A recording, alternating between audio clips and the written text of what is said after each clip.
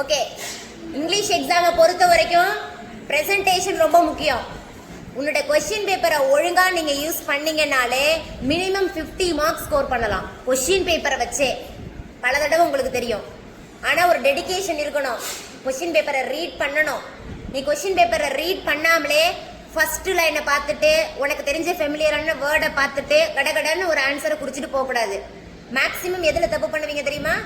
Synonyms ஆண்டனிம்ஸ்ல தப்பு பண்ணுவீங்க. எப்படி தப்பு பண்ணுவீங்க? சினானிம்ஸ் நீ ஒரு வேர்டை படிச்சிருப்ப, அதுக்கான மீனிங் படிச்சிருப்ப. நேற்று சுபஸ்ரீ ஒரு சூப்பரான கேள்வி கேட்டான்.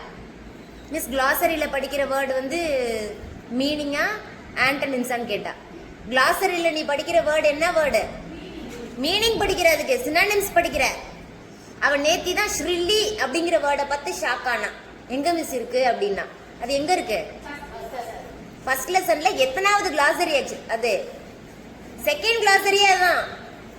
சீகல் பாடத்துல கிளாசரி பேஜை திருப்புனினாலே ஃபர்ஸ்ட் வேர்டுக்கு அடுத்ததா வர வேர்டு என்ன? ஸ்ரில்லி தான்.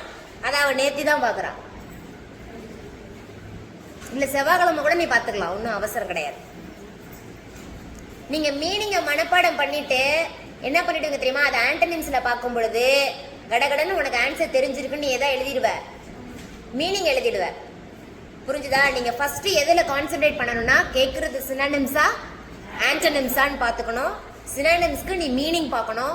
அதுல கொடுத்துருக்கக்கூடிய டிஸ்ட்ராக்டர்ஸை கவனிச்சிங்கனாலே நீங்க ஓரளவுக்கு அதுக்கான கரெக்ட் ஆன்சரை கெஸ் பண்ணலாம். டிஸ்ட்ராக்டர்ஸ்னா உனக்கு சாய்ஸ் கொடுத்துருக்காங்களா, அதுல சரியான சாய்ஸை தவிர மீதி 3 சாய்ஸ் கொடுத்துருப்பாங்க பாரு, அதுக்கு பேர் தான் டிஸ்ட்ராக்டர்ஸ்ன்னு பேர். ஓரளவுக்கு ஒண்ணுக்கு ஒண்ணு சமமா இருக்கிற மாதிரி சில இடத்துல கொடுத்துருவாங்க. நீ ஒரு தடவைக்கு 2 தடவை அதை ரீட் பண்ணி சென்டென்ஸோட ரீட் பண்ணீங்கனாலே உங்களுக்கு கான்டெக்ஸ்ட் தெரிஞ்சிடும். கான்டெக்ஸ்ட்னா அந்த சென்டென்ஸ்குள்ள அந்த வார்த்தை எந்த மீனிங்கை சொல்ல வருது அப்படிங்கிறத நீங்க தெரிஞ்சுக்கலாம். தெரிஞ்சுக்கிட்டீங்கனாலே நீங்க என்ன பண்ணிடலாம், அந்த வேர்டுக்கான மீனிங்கை கண்டுபிடிச்சிடலாம். ஸோ 1 2 3 என்னது? சினானிம்ஸ். நீங்க ஒன் வேர்டுக்கு தாராளமா ஒரு லைன் விடுங்க. நீ கொச்சன்னு ஒண்ணு மேல ஒண்ணு அடுக்கி எழுதாதீங்க. புரிஞ்சுதா? செக்ஷன் நேம் எழுதணும், ரோமன் நம்பர் யூஸ் பண்ணணும், question number very very important.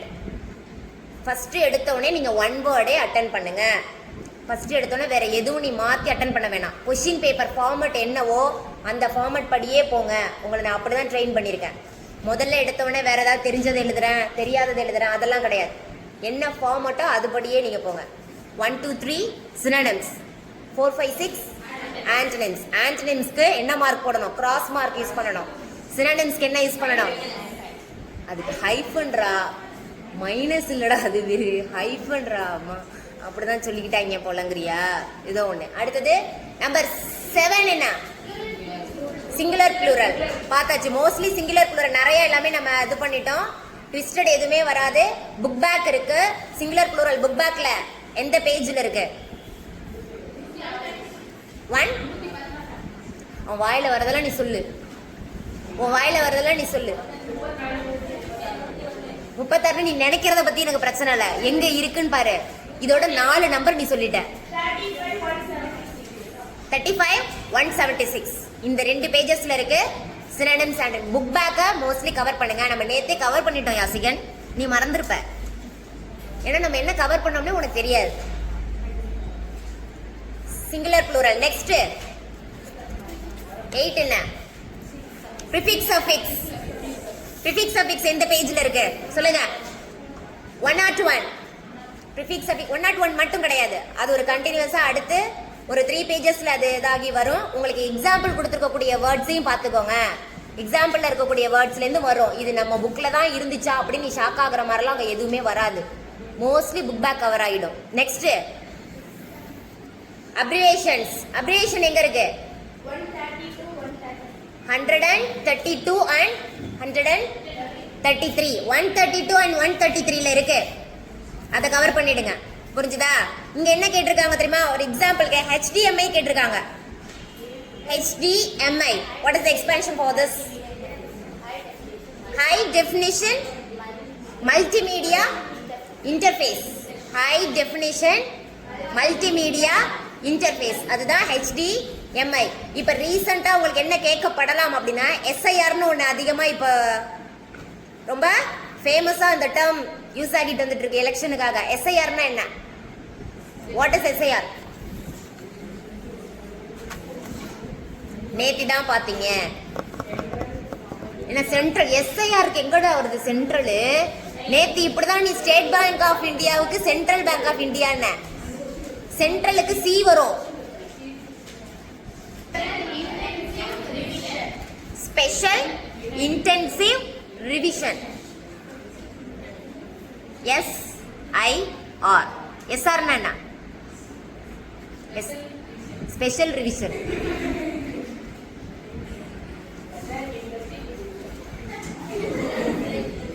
எஸ்ஆர்னா என்னடா நரேஷ்? எஸ்ஆர்னா என்ன? நேத்தி உட்காந்து நான் எழுதி போட்ட அப்ரிவேஷன்ஸ் நோட்ல உட்காந்து மாஞ்சி மாஞ்சி காப்பி பண்ணில, அந்த நோட் எடு. சாரி, பேனெல்லாம் கொட்டிருச்சு நோட்ல.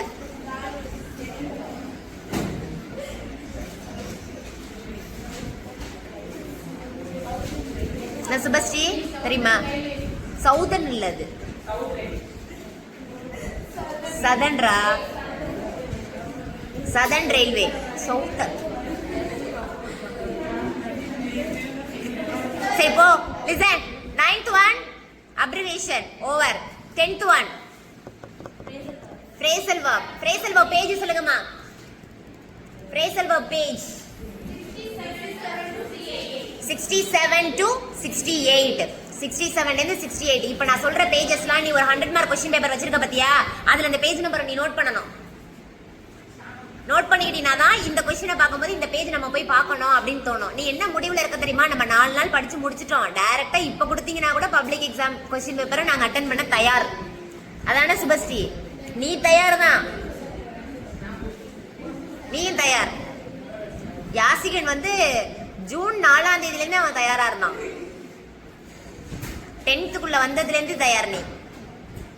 நெக்ஸ்ட் இப்போ இங்க என்ன கேட்டிருக்காங்கன்னா, Priya felt happy to dash the neighbors in the new locality of California. ஒரு நெய்பர்ஸ் கூட, ஒரு புது டீம் கூட போய் நம்ம மிங்கிள் ஆகுறோம் அப்படின்னா அதுக்கு என்ன phrasal verb யூஸ் பண்ணலாம்? choices: A get along with, B get on, C get away, D get together.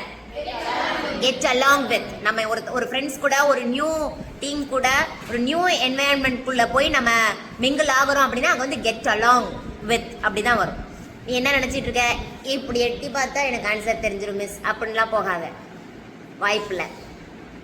புரியுதா? எப்பவுமே நம்ம யாரை நம்பி போகணும்? நம்மளை நம்பி தான் போகணும். பக்கத்து பேப்பரை நம்பி தயவு செஞ்சு போகாத. இல்லைன்னா நீ என்ன பண்ணிருப்ப? குலசாமி பேரை போடுவ.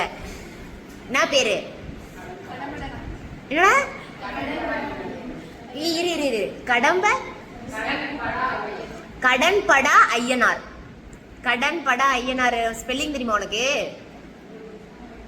அப்ப நீ அதை போட்டு என்ன பண்ணணும்? சாய்ஸை கண்டுபிடிக்கணும். இங்கி பிங்கி பாங்கி இங்கிலீஷ் மிஸ் தெரியும்டா உங்கள. அடுத்தது நெக்ஸ்ட் என்னமா? Compound words. Compound words page number சொல்லுங்க. 100.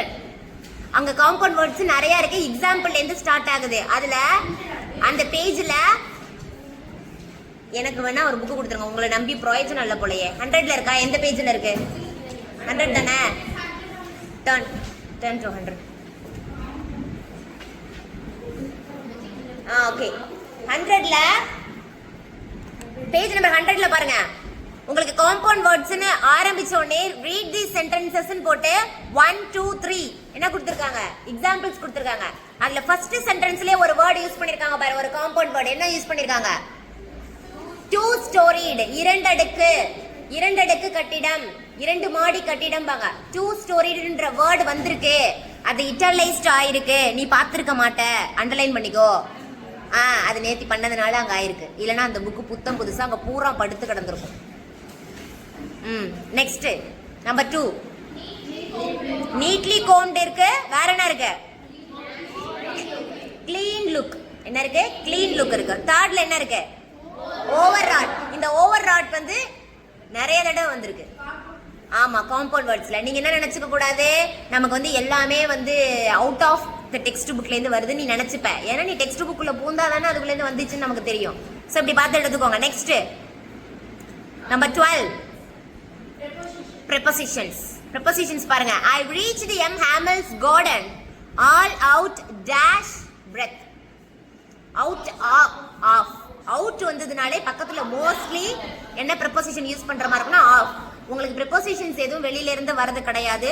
உங்களுடைய டெக்ஸ்ட் புக்ல ப்ரோஸ்ல இருந்து மேக்ஸிமம் வருது.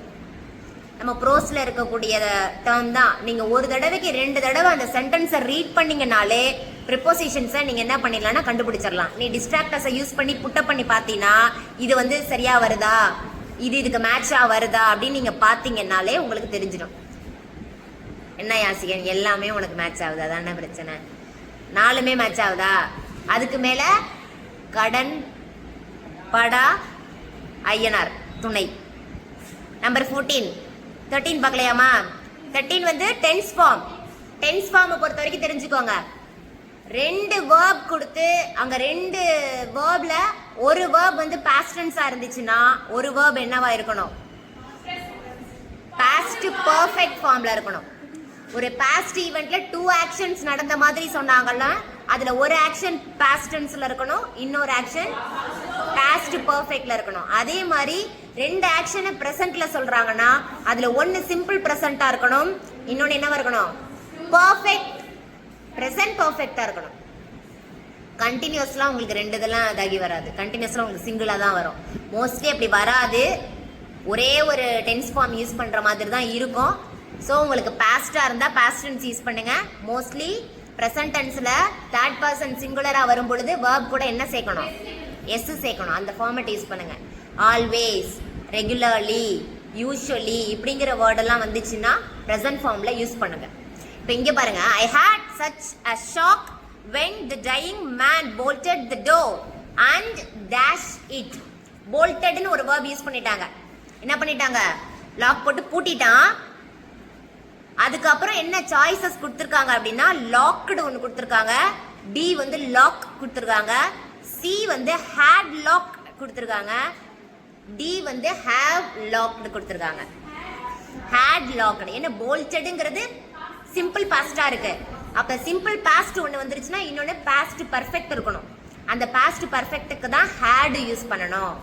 ஹேட் லாக்டு அப்படின்னு யூஸ் பண்ணணும். 14 வந்து என்னது? லிங்கர். மோஸ்ட்லி லிங்கர் வந்து நீங்க சென்டென்ஸை படிச்சீங்கனாலே உங்களுக்கு ஓரளவுக்கு அந்த கான்டெக்ஸ்ட்டை நீங்க அண்டர்ஸ்டாண்ட் பண்ணிக்கலாம்.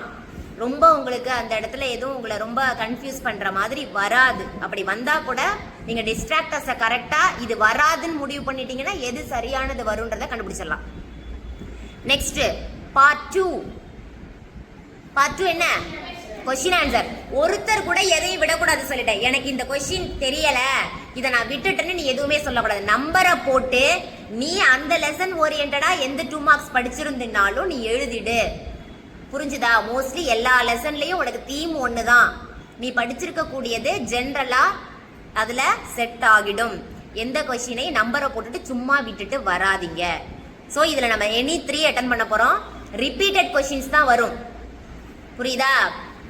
சசாங்க சானியாலுக்கு எவ்வளவு ஆதித்யா ஆஃபர் பண்ணா? மோஸ்ட்லி இது வரும்.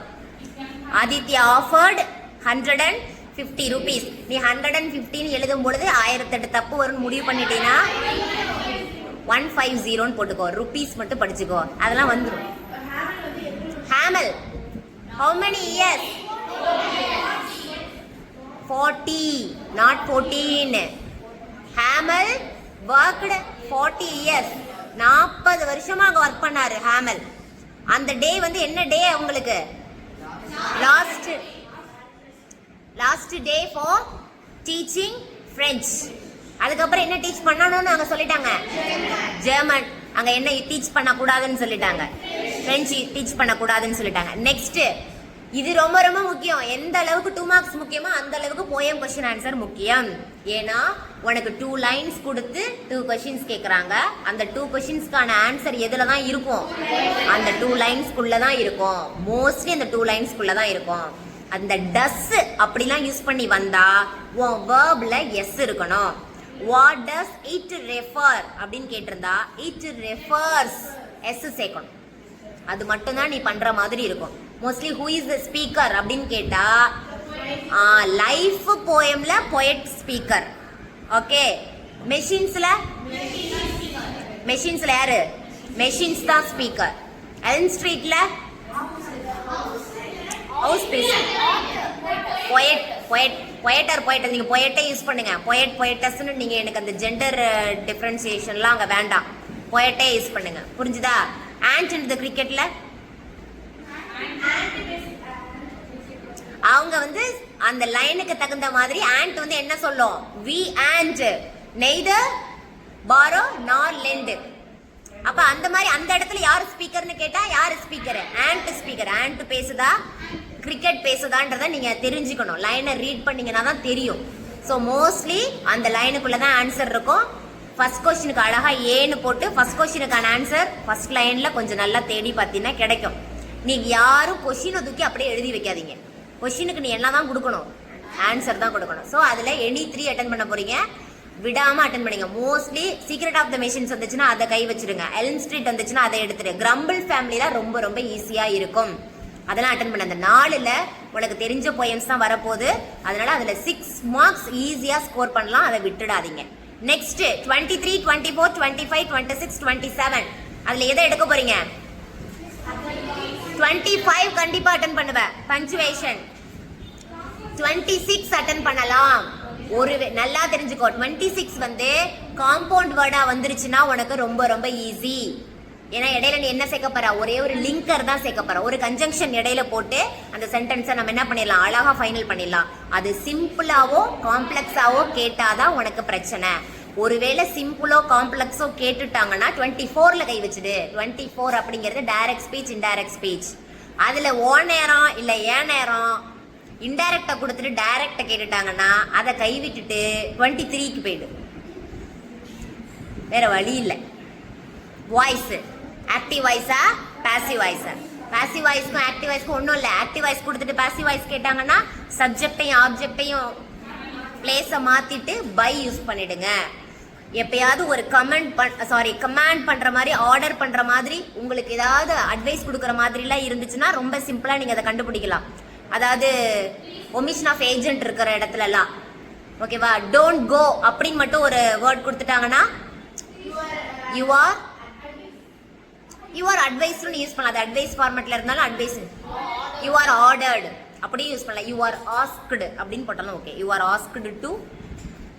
Asked not to go. Don't go அப்படிதான் இருக்கு. யூ ஆர் ஆஸ்க்டு ஃப்ரண்ட்ல சேர்த்துக்கணும். இவ்வளவு குழப்பம்லாம் குழப்பாதீங்க மிஸ் அப்படின்னு ஒரு 4 முகங்கள் என் கண்களுக்கு தெரிகின்றன. நீங்கள் கண்ணை மூடிக்கொண்டு எதெல்லாம் அட்டன் பண்ணிடுங்க? 25, 26, 27. பங்க்சுவேஷன் பொறுத்த வரைக்கும் ஃபர்ஸ்ட் லெட்டர் கேபிட்டலா போட்டுரு. ஓபன் கொட்டேஷன் க்ளோஸ் கொட்டேஷன் போட்டுரு. தெரியாதவங்களுக்கு சொல்றேன். மற்றவங்க டைரக்ட் ஸ்பீச் ஃபார்மேட்லேயே இன்டைரக்ட் ஸ்பீச் ஃபார்மேட்லேயே இருந்ததுன்னா ரிப்போர்ட்டிங் பார்ட் ரிப்போர்ட்டட் பார்ட் இருக்கும். அதில் அந்த ரிப்போர்ட்டட் பார்ட்டை மட்டும் என்ன பண்ணிடுங்க? கொட்டேஷனுக்குள்ள கொடுத்துடுங்க. யார் யார்கிட்ட சொன்னாங்க அப்படிங்கிற இடத்துலலாம் கொட்டேஷன் போட வேண்டாம். மோஸ்ட்லி இது உங்கள் ப்ரோஸ்லேருந்து தான் வரும். 25, 26, 27. 27ல வேர்ட்ஸ் அங்கங்க பிச்சு போட்டிருப்பாங்க. அதுல முதல்ல நீ சப்ஜெக்டை கண்டுபிடிச்சிடு. எது ஃபர்ஸ்ட் வரும்னு கண்டுபிடிச்சிடு. சப்ஜெக்டை கண்டுபிடிச்சுன்னா பக்கத்துல என்ன வரணும்? வேர்ப் வரணும். Subject verb. அட் லாஸ்ட் என்ன வரணும்னா ஆட்வர்ப் வரணும். எப்படி நடந்துச்சு, எங்க நடந்துச்சு, எப்ப நடந்துச்சு அப்படிங்கறதெல்லாம் நீங்க என்ன பண்ணிடுங்க? லாஸ்டா கொண்டு வந்துருங்க. ஸோ 25, 26, 27. Next road map. நீ ரோட் மேப்புக்கு வந்து go straight, turn left, turn right நீ மனப்பாடம் பண்ணியிருக்கின்ற காரணத்துக்காக அதை அப்படியே அங்கே எழுத முடியாது.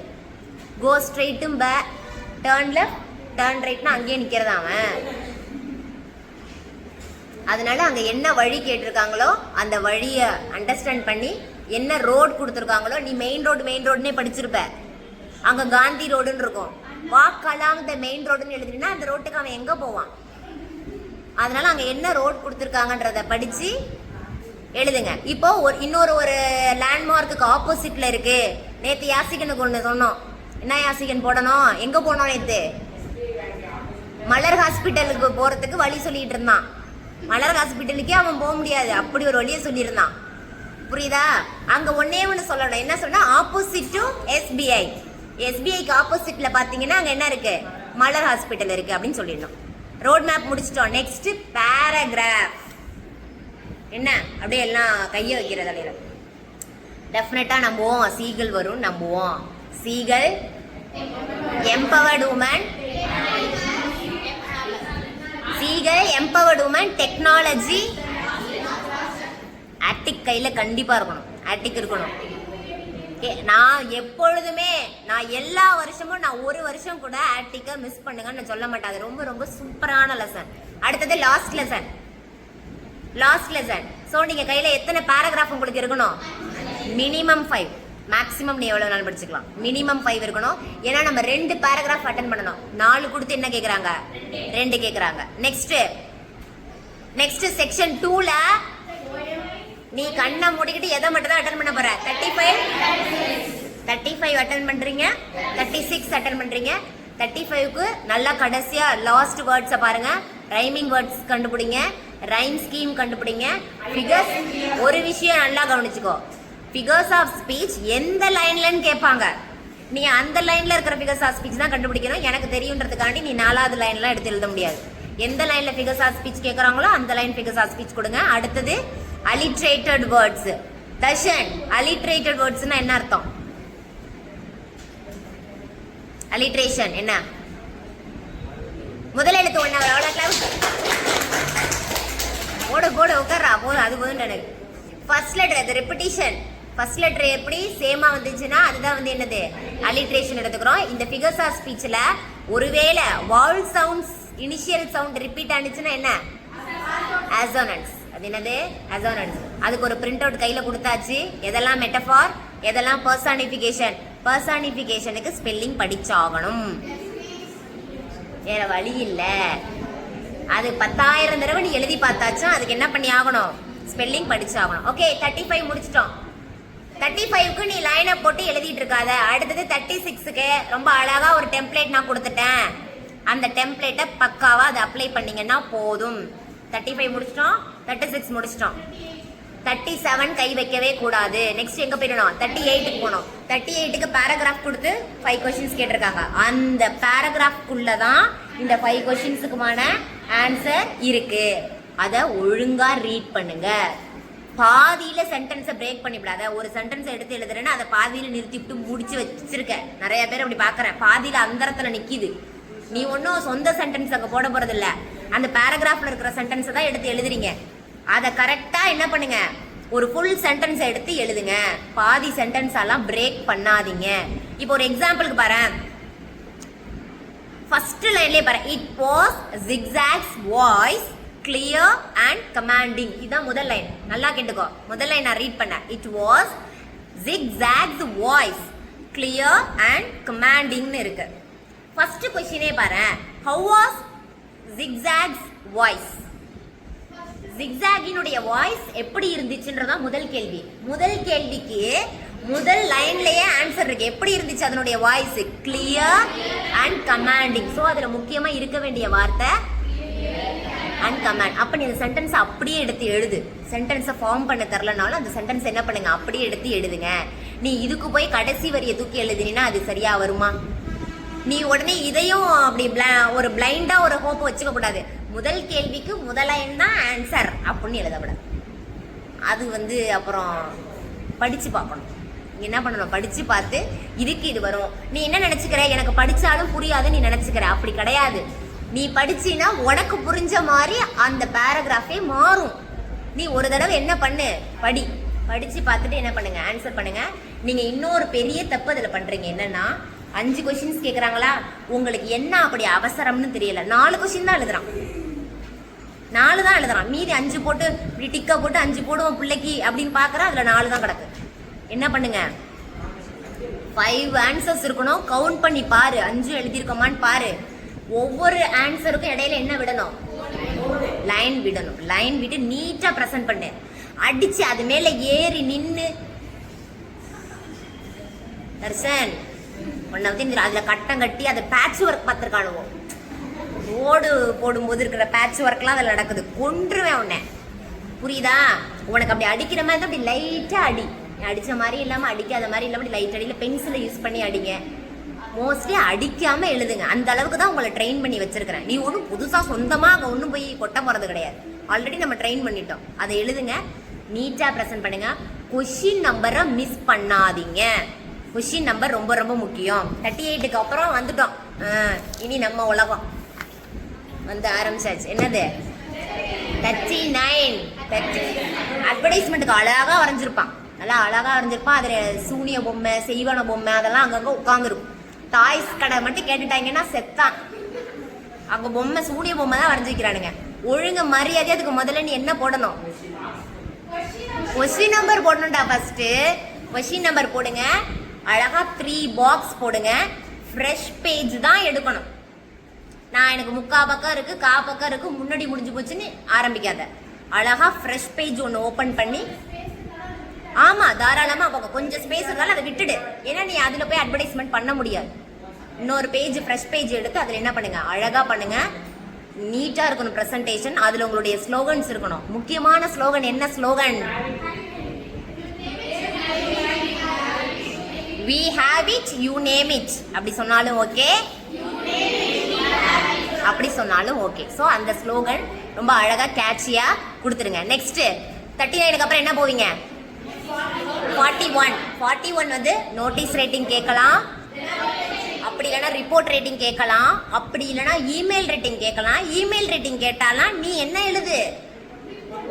நீ நோட்டீஸ் ரேட்டிங்கே இமெயில் மாதிரி நீ இந்த gmail.com அப்படிலாம் பாக்ஸ் போடுவீல, அந்த மாதிரி ஒரு பாக்ஸை போட்டுட்டு நீ நோட்டீஸ் ரேட்டிங் படிச்சதே அங்கே எழுதி வை. ஏன்னா இமெயில் ரேட்டிங் நம்ம ப்ளூ பிரிண்ட்லேயே கிடையாது. அப்படி கேட்டுட்டாங்க அப்படின்னா நமக்கு என்ன தெரியுமோ அதை வச்சு எழுதிருப்போம். அது நம்ம பிரச்சனை கிடையாது, அது கொஸ்டின் பேப்பரோட பிரச்சனை. நெக்ஸ்ட் இதுதான். இந்த 39 42 இல்லைன்னா அது என்ன ஐய கடன்பட ஐயனாரு கூட நம்மளை காப்பாற்ற முடியாது. எது 39 42 இல்லைன்னா இங்க இந்த 42ல வந்து இங்க வந்து ஒரு அழகான திருவிழா, ஒரு அப்பள கடையாம். அந்த மாதிரி நமக்கு ரிலேட்டடான இது கொடுக்கலாம். நல்லா தெரிஞ்சுக்கோங்க. இப்ப வார் டைமா இருக்கு.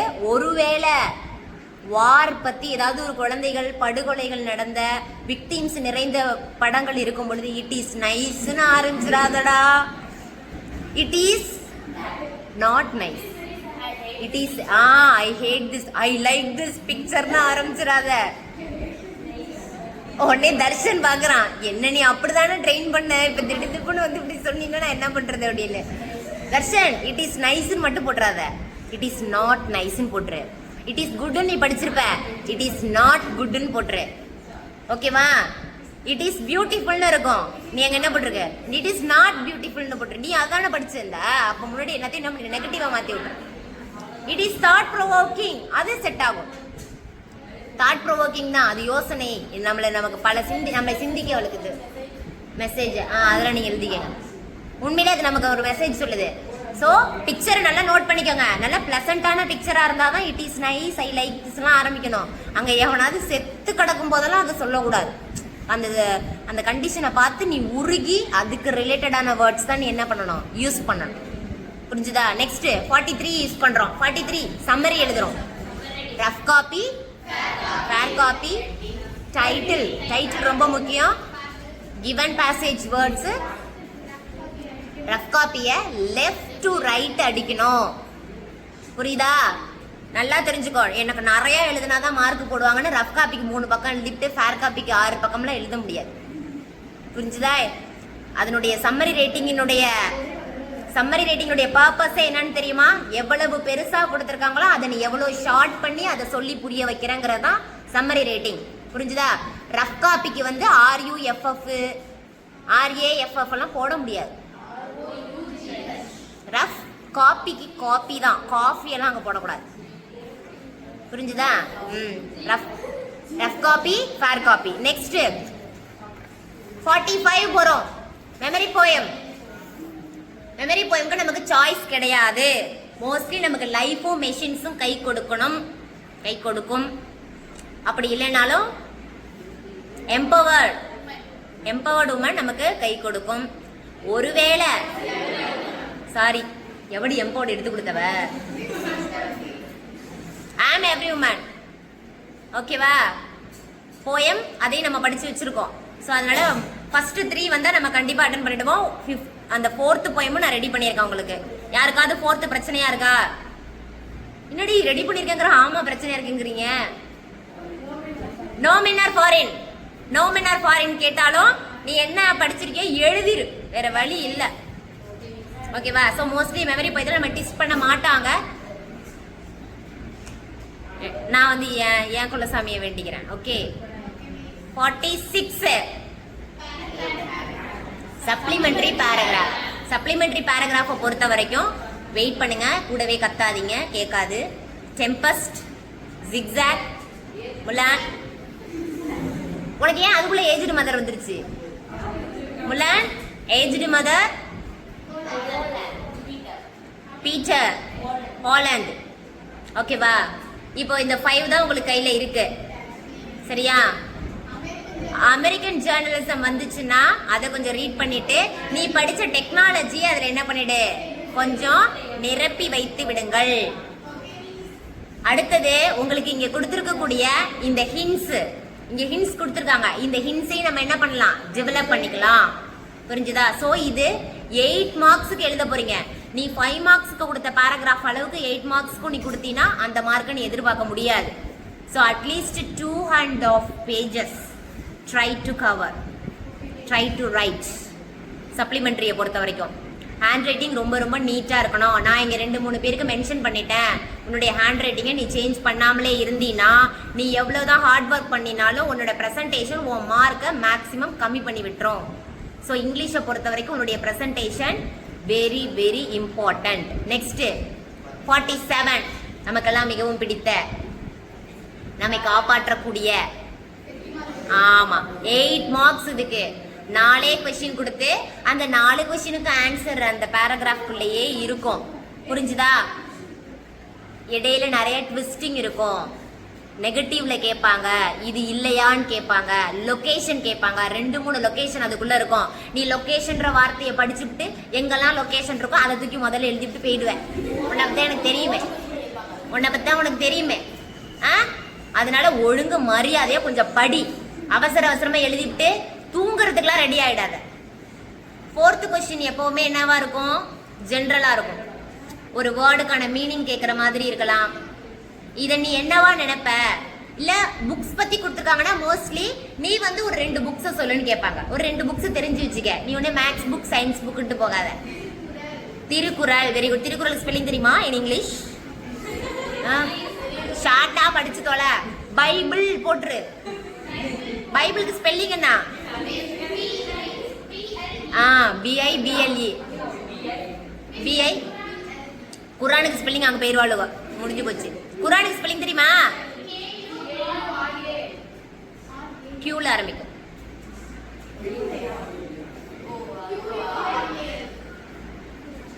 போச்சா? அவ்வளோ பேரா? அருகன் எழுதுறாள், அருகன் எழுதுறாள். பொன்னியின் செல்வன் ஸ்பெல்லிங் தெரியுமா உனக்கு? புரிஞ்சுதா? 2 புக்ஸ் நேம் தெரிஞ்சு வச்சுக்கிட்டு எழுதுங்க. அவ்வளவுதான். அப்படி ரொம்ப கஷ்டமா இருக்குன்னா ஷேக்ஸ்பியர் உங்களுக்கு தெரிஞ்ச வார்த்தை, நீ டெம்பஸ்டுக்காக படிச்சிருக்க, ஷேக்ஸ்பியர்ஸ் பிளேஸ் அப்படின்னு போட்டு விட்டுருங்க. 2 புக்ஸ் கேட்குறாங்கன்னா நம்ம கிட்டேயே பொயட் நேம் எல்லாம் இருக்கு, ஆதர் நேம் எல்லாம் இருக்கு, அவங்க பேர்லாம் வச்சு அடிச்சு விடு. நீ நிறைய புக்ஸ் எல்லாம் படிச்சிருக்கியான்னு கேட்டா படிச்சிருக்கேன், எல்லாமே இங்கிலீஷ்ல வந்திருக்கு அப்படின்னு அடிச்சு விடு. புரிஞ்சா? எல்லாமே தெரியுமா? எனக்கு எல்லாம் தெரியும், அவ்வளவுதான், வேற வழி கிடையாது. இப்படியாக we have completed our examination successfully.